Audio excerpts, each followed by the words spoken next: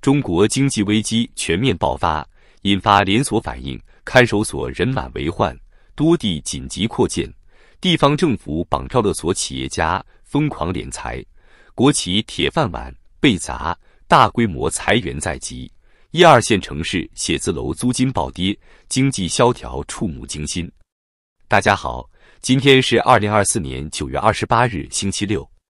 最近几天，再也看到了一些非常令人震惊的消息，觉得有必要跟大家分享一下。这些消息涉及中国经济的持续恶化，以及由此引发的一系列社会问题。说实话，看完这些消息后，再也都不禁为中国的未来感到担忧。先说第一个重磅消息，中国多地看守所人满为患，准备扩建。从7月份开始，就有不少律师在网上爆料，说全国多地的看守所已经人满为患了。有的律师说，原本能容纳12个人的房间，现在最多能塞进20个人。这种情况已经严重影响了在押人员的基本生活条件。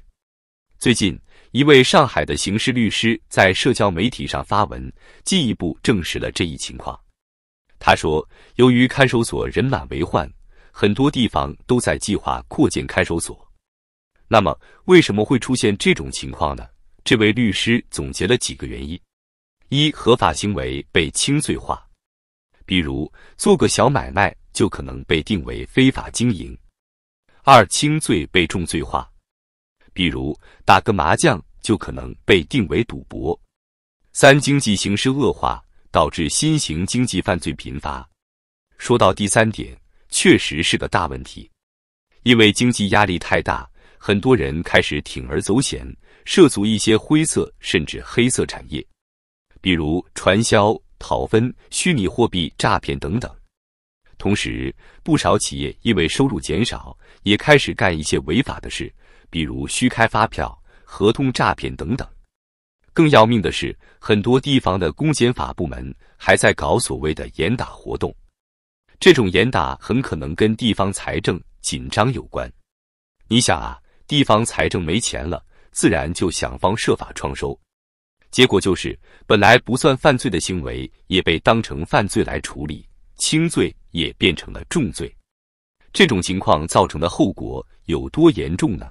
根据中国最高法院公布的数据，今年上半年，全国各级法院判处生效被告人78.8万人，同比增长8.47%。其中，判3年以下有期徒刑的占了87.04%，达到68.6万人，同比增长9.66%。最高检的数据更吓人，今年上半年批准逮捕的犯罪嫌疑人数量高达36.7万人，同比增长了18.5%。这些数字说明什么？说明中国的司法系统正在变得越来越严厉，越来越不讲道理。很多本来不该被抓的人都被抓进去了，本来不该坐牢的人也被判刑了。这对整个社会来说，绝对不是一个好现象。说完看守所爆满的问题，咱们再来看看第二个重磅消息，地方政府开始绑票勒索了。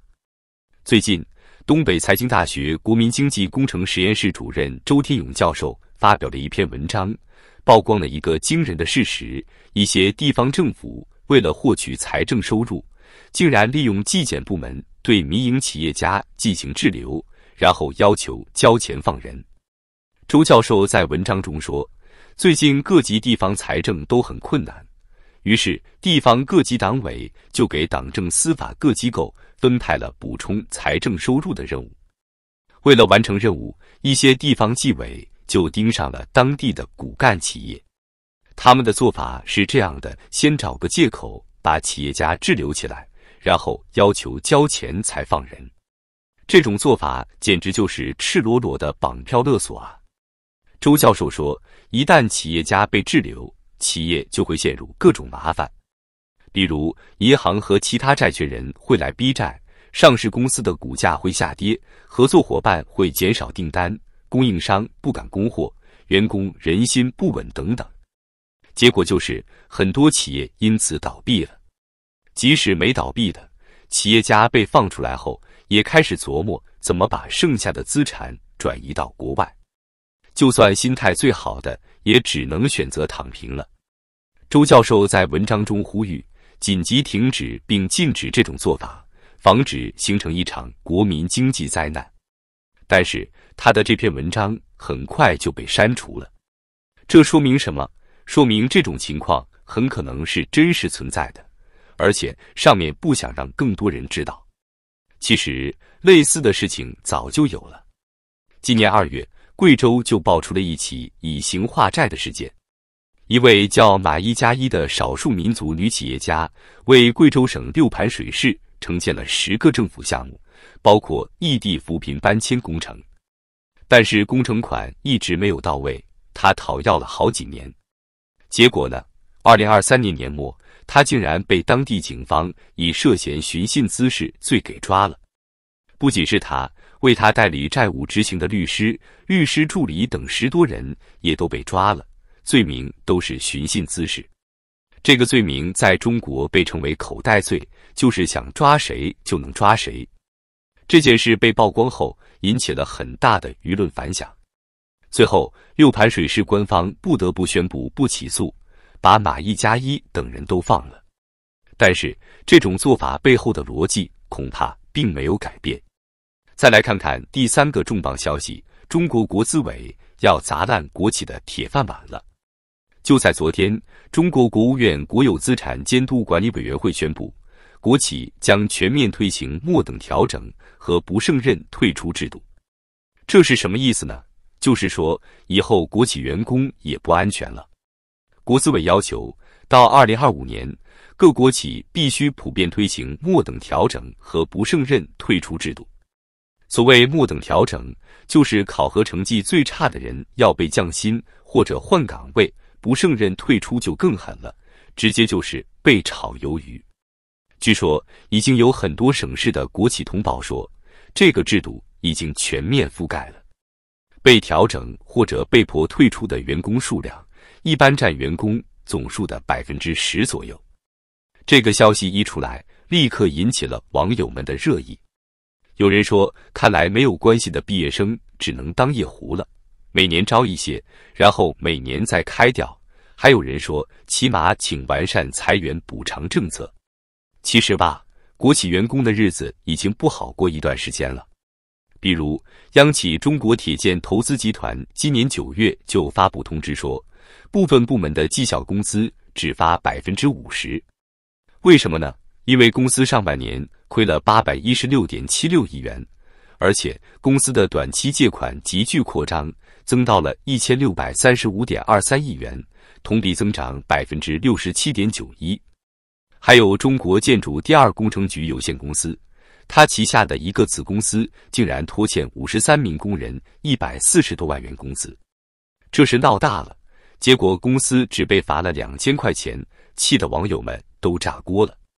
说实话，看到这些消息，再也真的觉得中国的经济形势已经到了一个非常危险的地步。你想啊，看守所都塞不下人了，地方政府都开始绑票勒索了，连国企的铁饭碗都保不住了。这说明什么？说明整个社会都在走下坡路啊！更可怕的是，这种情况还在持续恶化。就拿杭州来说吧，有网友爆料说，杭州的经济已经惨不忍睹了。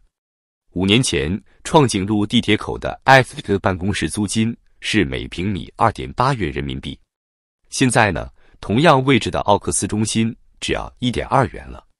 这可是杭州未来科技城的标志性 CBD 啊，离阿里巴巴总部还很近呢。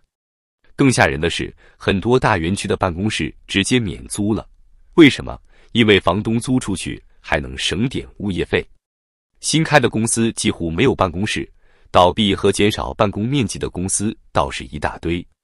这位网友说，他自己的办公室另外半层半年了都没租出去。